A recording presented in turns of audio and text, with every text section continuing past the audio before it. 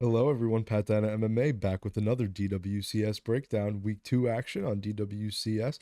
Very much looking forward to it after a fairly disappointing week 1 if I'm being honest, but I still, I had a pretty good week with my predictions, so I'm not complaining. 4-1 to start the year, but we're going to try to get right into week 2 because that first video did go a little bit long. So without further ado, let's get into some fights. In week 1 of the Contender series, we have our first matchup, Brandon Holmes versus Cam Rowston. Now, I'm not going to lie, this is an interesting fight to me. I'll start off with Cam Rowston, actually, because he's a bit quicker, I want to say. Rowston's an interesting one. He's 11-3. He has 10 finishes, 7 by submission. He's 30 years old, 5 finishes in round 1, fought in Eternal MMA, and trains out of City Kickboxing. He's a DWCS vet. He fought last season, fought against Torres Finney, lost a unanimous decision in that fight, but honestly, didn't have too bad of a performance. It was worse when I watched it live than it was on rewatch. On rewatch, he actually may have had a case to win the fight just because Finney landed no damage, but either way, it wasn't a great performance from either man. Rowston uses his range pretty well and throws a long 1-2 and a lot of punches off of different angles to kind of confuse his opponent. I like his boxing on the front foot. He's super long and tricky, and he throws a lot of kicks. He uses his head kick kind of at the beginning of his combinations, but then he'll also end combinations with it at other times. So he kind of sneaks that head kick in. He does have some nice body kicks, some really good teeps to the body that he uses to maintain his range, keep his opponents at bay, because he is a very long fighter, but sometimes he will end up in the pocket, which is not where he wants to be ever. Rowston has some pretty good knees in and out of the clinch and uses them well off the break, and also just uses strikes very well off the break in general. He breaks off the clinch well with his strikes. But Rowston does have bad striking defense. He does struggle with some pressure, and he has struggled with boxing from lower level competition before, so he isn't the best. He doesn't have the best striking defense in general. He has been knocked out in the past. I want to say in the Issy Ficta, I don't know how to say the Fitafeku fight. He was knocked out, but his other 2 losses were by decision. One to Jacob Malkoon here. That's nothing to really hang your head on. And the loss to Torres Finney. I mean, the way it happened was kind of rough, but we'll see where Finney pans out in the future. Rowston has a decent single leg and double leg, some nice transitions during scrambles, and some decent ground and pound. But when he throws it, sometimes he does lose that top position. So I don't know if I like his ground and pound a lot. He does attempt a lot of submissions, especially off of his back. He has the triangles, the arm bars. He'll go for the rear naked chokes when he's on his opponent's back. Definitely doesn't make it easy for his opponents on top, though. Finney had a really rough time trying to control him, ground and pound him throughout that entire fight. But when he is on top, he does have confusing moments. He will stand up sometimes from dominant positions just to shoot again. And overall, I think he has weaker top control. He gets to dominant positions a lot, but we'll just give them up. He did kind of let Blair Britag in this fight kind of just roll over from a body triangle right into full guard. So his top control really isn't the best. And he did get taken down by Finney a bunch, but he worked up well for the most part and just had issues with the strength. I also don't love the way he sets up his takedowns. He usually just doesn't set them up, and they're kind of slow takedown attempts. His cardio does seem fine though, and he can do it for 15. But overall, I do think his level of competition is just pretty weird. I mean, just look at the records of his opponents. It kind of tells the story. I mean, the guys he's losing to are the guys with good records, and the guys he's beating are guys with terrible records. So it's a really weird level of competition overall for Rowston. Moving on to Brandon Holmes, though. Brandon Holmes is 5-0. He is 28 years old, and he is from South Carolina. He fought in Fury FC and had a very, very crazy fight in his last fight before this in Fury FC.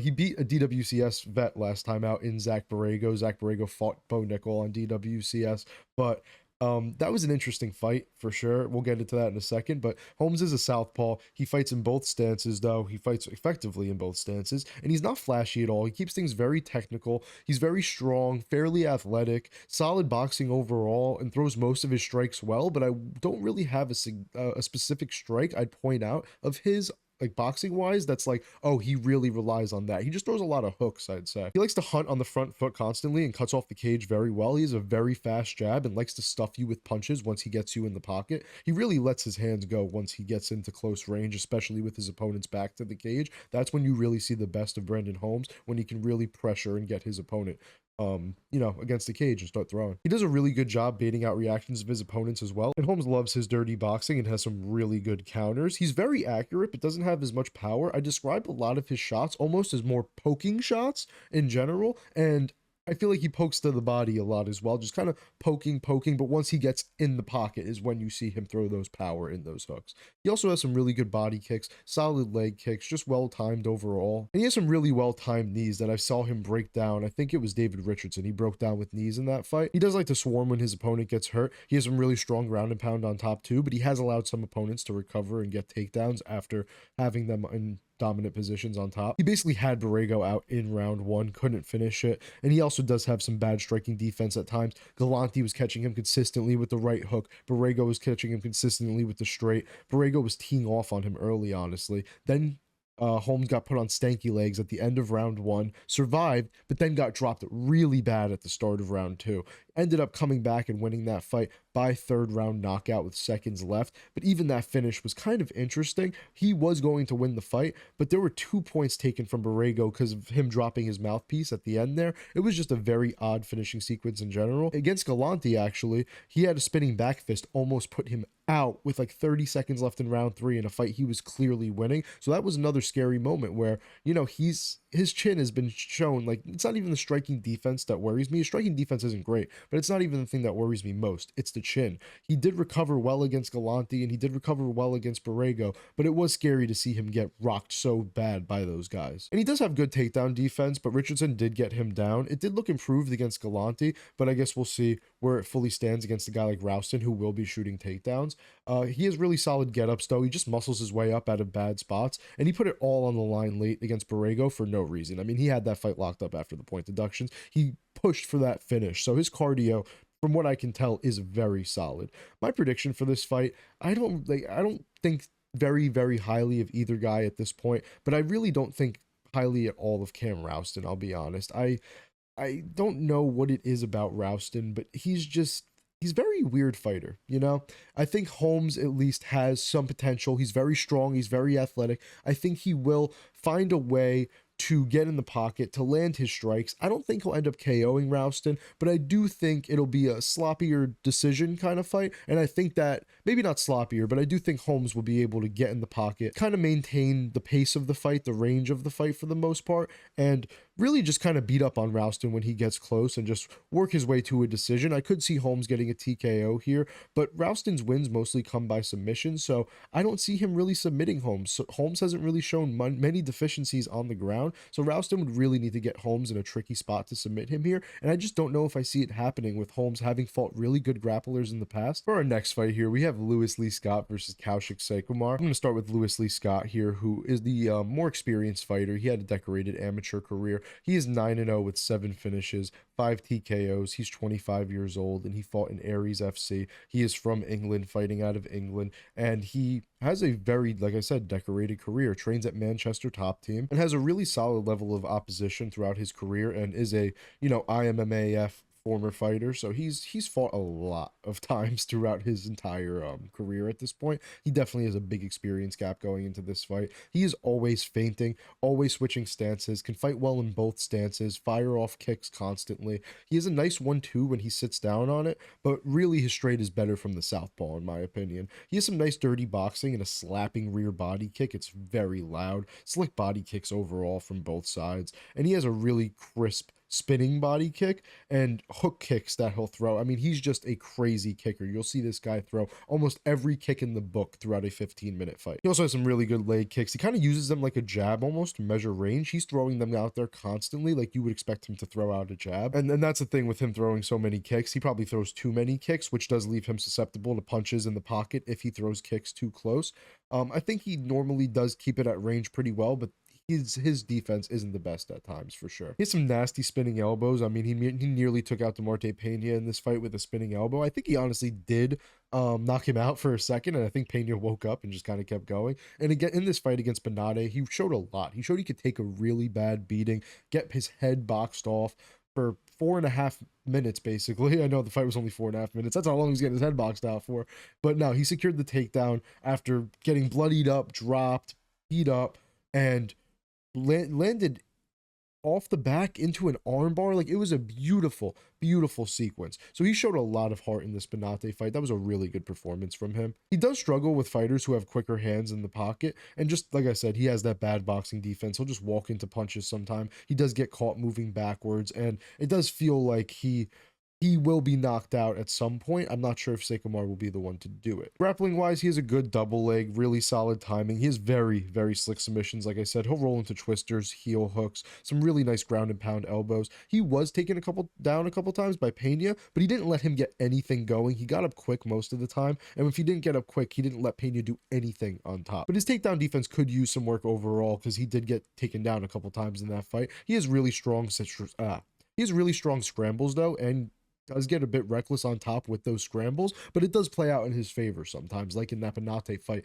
when he rolled into that armbar and basically saved his win. He also has some really solid submission defense himself. He stays calm when he's in submissions, and he has incredible cardio. He fights the same in round 5 as he does in round 1. We saw it in the Marte Pena fight. His cardio kept up very, very well. So moving on to Kaushik Saikumar. Kaushik Saikumar is 5-0. He has 4 finishes. He has 3 TKOs. He's 27 years old, from India, and he fought in CFFC. He's a Ryan Hall student at 50/50 martial arts, and he is an interesting fighter, to say the least. So he is a striker, but he is very flat-footed and pretty low volume from what I can tell. He stays on the front foot, but doesn't do much to maintain pressure or control the cage other than walk forward. And you'd think, being a Ryan Hall student, he would be a grappler, but it's almost like he wants to avoid the grappling in a lot of situations. He really doesn't lean into it as much as you'd think, but his grappling does seem nice. He has a nice counter left hand and mixes in the occasional leg kick. He'll switch to southpaw to throw the rear high kick, and has a really nice front kick. He has some clean knees off the break in the clinch and very solid striking defense overall, but he does get his kicks caught constantly, which is a very real problem. It's like, it happens way too much, and he spends a lot of his time on the back foot. Grappling wise, he has some solid back takes and a nice body triangle, but his top control really isn't what you'd expect. He has a decent body lock takedown and some heavy ground and pound from certain positions, but he just sits on his back and guard way too often. He will scramble his way up well and threaten submissions off the back, but he rarely does when he's on top. He will give up the top position and just shoot takedowns again at times, like similar to Rowston, and he does defend well in the clinch, but I really don't get it. I don't have a good read on Saikumar. It feels like he is a grappler that wants to strike. Like in the Adamu Issa fight, he just got outstruck bad on the feet for 2 rounds, didn't try to initiate any grappling, and then randomly bonked him with a knee. I thought there was a really bad stoppage in that fight. He was getting kind of tooled all fight, and then as soon as he landed a good strike, Issa fell backwards. It was like a knockdown, I guess you could say. And then when Saikumar went to follow up, Issa went to hit him off of his back, and the ref stepped in, and it was really weird because Issa definitely wasn't out. Maybe he was a little hurt, but we definitely should have seen that fight play out. So I don't know if this even would have been a win if it was a different referee in there. And then the Joel Winters fight, couldn't find it because it was on OnlyFans prelims.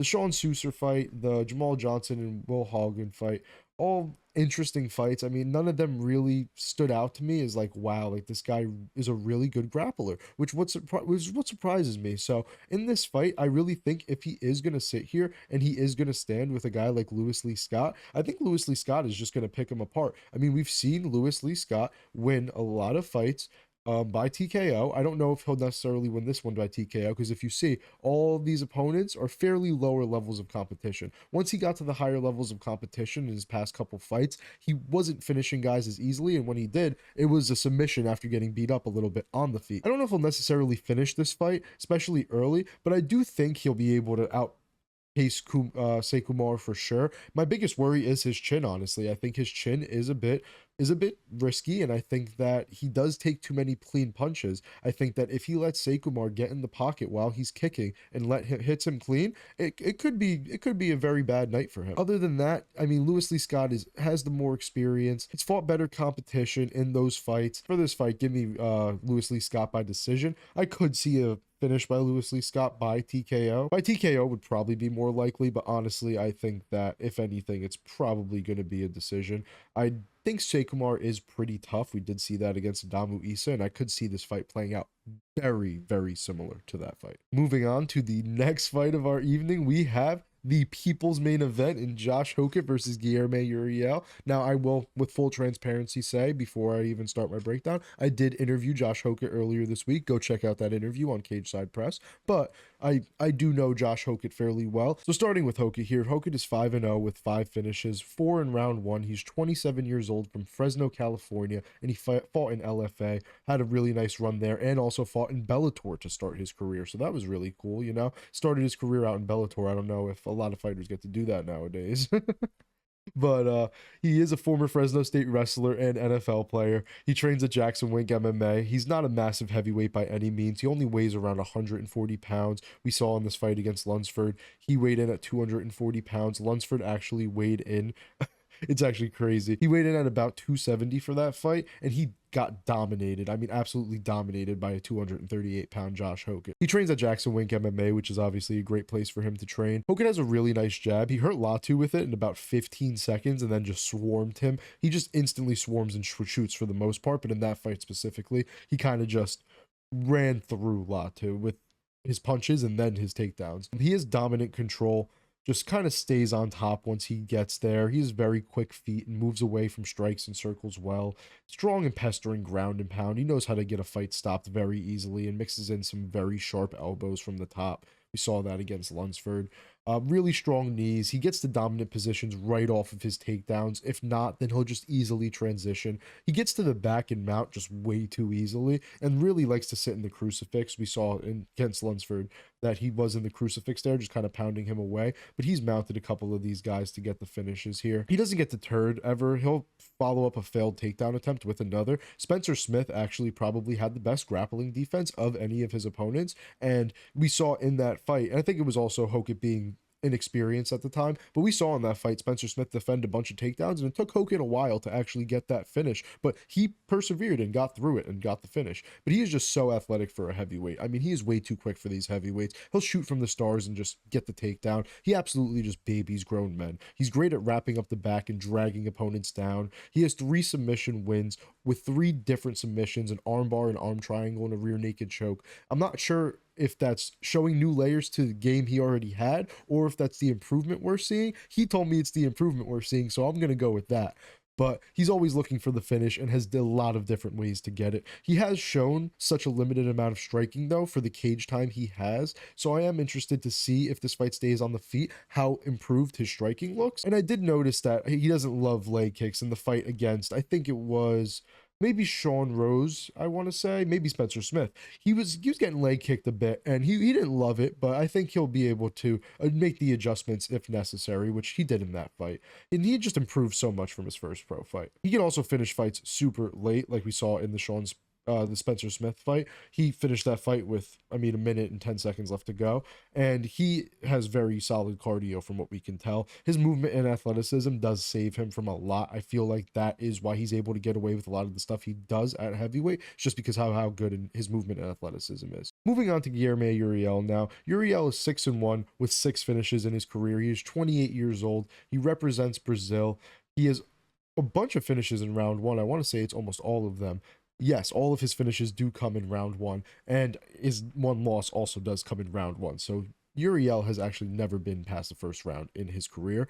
He does start very fast, which, I mean, that's pretty obvious just looking at Tapology. And he has a solid jab. He uses it to manage range. He'll force an exchange and then look for the early takedown off that exchange. He has some really pestering ground and pound and has gained more power with it over time.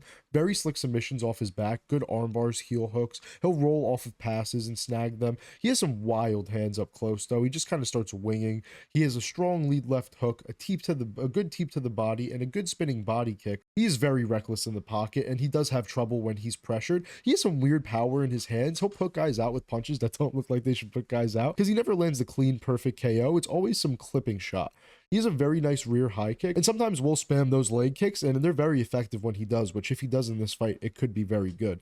He threw like 10 in a row against Camacho and looked good before that KO loss, to be honest. I really thought he didn't have a bad performance in this fight at all. He has some pretty good takedown defense too, some solid cage grappling and clinch knees, and he just storms forward throwing bombs when his opponent gets hurt. He likes to grab the double leg almost instantly, and he's still very dangerous when he's hurt or on his back foot, but he really does just kind of force his entries and rush in and barely sets anything anything up. He'll toss his opponents around in the clinch, but his control isn't the best, and in the past he has gotten overzealous for that finish and been reversed easily while in these dominant positions.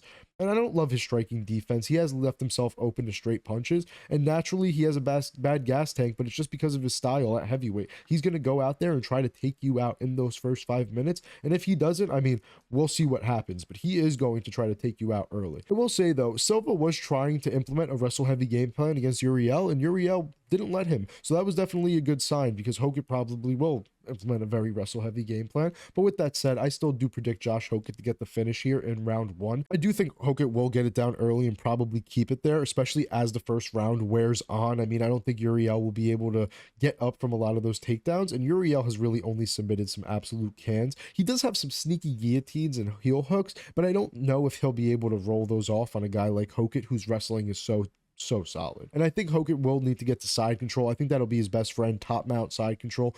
Give Uriel the least chance to kind of escape from your submissions. That crucifix position would be massive for him. I think he'll be able to, get him in a bad spot and either submit or ground and pound him out. If I had to lean one way specifically for Hokit, I probably would say ground and pound, because he does have 2 of those wins recently by ground and pound, but you really never know with him. He could really just take whatever finish presents the opportunity to him. I think Hokit might also even find some success on the feet if it does stay there. It looked improved, like I said, against Latu, but I do favor Uriel there just because of the sheer power difference on the feet from what we know. So Hokit definitely needs to incorporate his grappling in this fight to look like the favorite I do expect him to be when the betting line opens. Now, for this next fight, it would make no sense to spend a lot of time breaking it down, because neither of these guys spend a lot of time in the cage. I'm going to start with Ramiro. I'm actually going to start with Tommy Cuozzi here. Cuozzi is 8-0 with 8 finishes, 7 in round 1. He's 25 years old, out of North Carolina. He trains at Tommy Cuozzi, which is his family gym, but it doesn't have any other real pros there. He's only ever been out of round 1 time, and he prioritizes his volume over his power for the most part. He has pretty good takedown defense, some nice leg kicks, and decent body locks on the cage. His goal is to really get you down early. He does kind of like to brawl sometimes, which I think will potentially hurt him in this fight, because I think Ramiro Jiminez is going to want to lure him into a brawl here. He does have some quick hands in the pocket, but like I said, it's more volume based. It's not really as much punching power, but overall I think his level of competition is really rough. I mean, you see the records here. Theo was a very solid win, but it was a very weird fight. Theo gave him a lot of grappling trouble, reversed him a couple times, had some trouble with his striking actually, and then ended up succumbing to the strikes and ground and pound. He has some really good ground and pound, Cuozzi. I actually think he has a lot of good traits. The only issue is he's fighting bad opponents, so you can't measure how good some of these traits are. He has some pretty good head movement, though. I don't like the way he reacts to his back being taken, though. I think Theo did take his back in that fight, and I don't like the way he reacts to that, but he does like to get the back himself, and he does flatten his opponents out well, have some slick back takes and back control, but I just don't know if it's enough here in this fight, because a guy like Ramiro Jiminez is really going to test him. I mean, all of his finishes are just so early. He's never really been tested. The Theo fight was the only test, and I didn't love what I saw there, but it wasn't a bad performance. Ramiro Jiminez, though, going through him quickly, he's 10-0, 8 finishes, all in round 1, 26-year-old from Mexico, and he fought in Combate. He was part of the UFCPI Mexico training group before it did burn down, and he has nearly a 2-year layoff coming into this fight, which obviously you don't love to see at all, but he did last fight 3 times in 2 nights, and he did win the Combate Global Tournament, so you got to give him a little bit of a break. Obviously, he needed some time off after that. Jimenez is a southpaw. He keeps a heavy pressure and uses great footwork to open angles. He has a jab that he finds range early with, but he does kind of forget it as the fight goes. He has some really clean looping hooks, a stinging straight left, a nasty rear uppercut, and he hides a lot of these punches very well. He uses his left hand a little too often sometimes, and it is a bit inaccurate, but it's so dangerous if it lands. He rips the body with those hooks and just has a lot of power. He also has some really nice leg kicks, a really nice high kick, and potential flying knee KO is definitely on the table for a guy like Jimenez. He ducks his head down too often and doesn't have the best striking defense. He can get cracked in the pocket. I'm not sure if Cuozzi will be the one to expose that. He does get a bit too reckless in that pocket, but that's what he likes to do. He likes to brawl. He was rocked by Burgos, dropped twice in the first round in this fight, but recovered, dropped Burgo at the end of the round, and then dominated round 2 for the win. Jimenez also has some really solid grappling himself. He works out of tough positions and quickly transitions to dominant ones. He has some well-timed takedowns, great transitions, great back control. He has nice chokes, slick submissions in general, just a nice Kimura. And anytime he gets taken down, he's usually right back up. Solid ground and pound, big hammer fists and elbows, and he has some really creative takedown defense and solid balance. I will say he does slow after round 1 because he himself also doesn't go past the first round much at all, but it's not too severely to the point where it's a problem. I mean, he does have these two decision wins, but this was only a 2-round fight, so that is something to note. I don't even think that'll be necessary in this fight though, because I do think I am picking Ramiro Jiminez to win this fight by round 1 KO. It's just way too hard to trust Cuozzi's level of competition at this point in his career. I do like what he's been able to show at this point, but I mean, just to give you guys another look, I mean, his level of competition has just been really, really rough overall. I mean, I know Meza's record doesn't look too bad. He got taken down and immediately tapped the strikes. That was a very, very bad performance. I don't know what that was. It was not from Cuozzi, but from Meza. That was just really weird. I don't, like, you guys can go and watch it on YouTube yourselves. I really have no clue what that was, but he hasn't had the chance to show the heart that Ramiro has in the past. Jimenez should probably force a brawl early, force it often. He may get touched a little bit, but I don't think Cuozzi's power is really going to give him too many issues, and I think Cuozzi will likely just look to get it down. I don't think he'll keep Jimenez there if he does end up getting it down, and I think Jimenez's power will end up showing by the end of the first round. I think Jimenez will finish this fight if it even does get there, but give me Jimenez by round 1 KO. I think he just is the more aggressive fighter and the guy that they want to win this fight. And with no time to waste, we will be getting right into our main event of the evening in Jose Delano versus Manuel Exposito. I'm going to be getting into Manuel Exposito first here. Exposito's 13-2 with 10 finishes, 7 by submission, 6 in round 1. He is 25 years old and lives in Argentina. Exposito is a very fast starter. He has some really good footwork and fights solid in both stances.